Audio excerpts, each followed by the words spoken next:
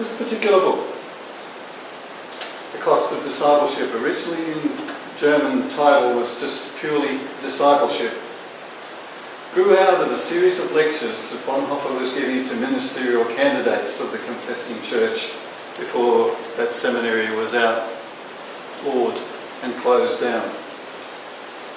It is really a reflection on a number of the areas of the Sermon on the Mount, and the heart of it became this booklet.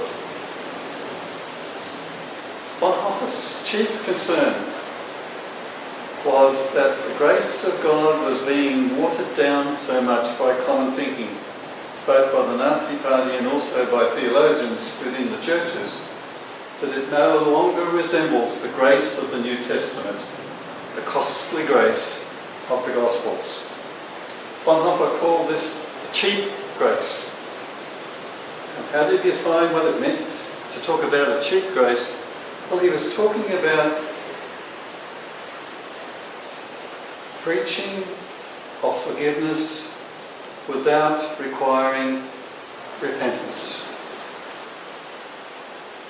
He was talking about the church's absolution without personal confession.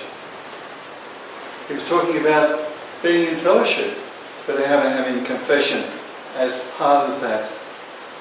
Cheap grace is grace without discipleship, without the commitment. If anyone would be my disciple, take up your cross and follow me. So his theme of thought is growing very closely out of the words of Jesus, as well as some of the words that we heard coming from Philippians and from some of the others that I mentioned, James and Peter.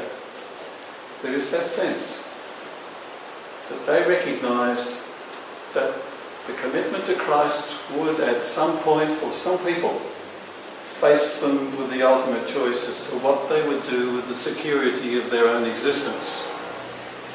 And that they should be prepared for this and certainly remember that it was something that was happening there and then.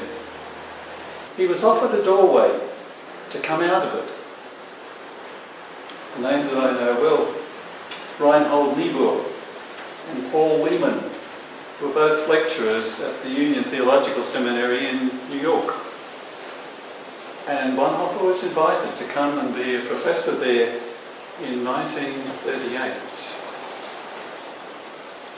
They could see the clouds gathering and they wanted him out of Germany, and they sent this particular invite to him. And he went.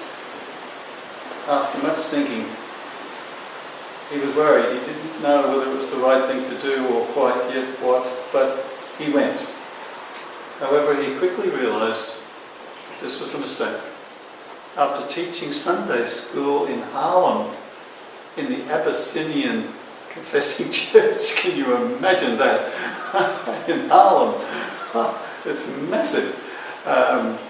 He was teaching Sunday school. This theologian, incredible intellectual ability, who saw that the following of a discipleship would lead you into this, not into the study, but from the study into this particular way of relating. And he said in a letter to Niebuhr, "It was a mistake for me to come to America. I will have no right to participate in the reconstruction of Germany after the war if I do not share the tribulation of this time with my people." Incredible sense of responsibility. Christians in Germany are faced with alternatives, either of willing their country's defeat so that Christian civilization may survive, or of willing its victory and destroying our civilization. I know which of the alternatives I have chosen, but I cannot make the choice from a position of safety.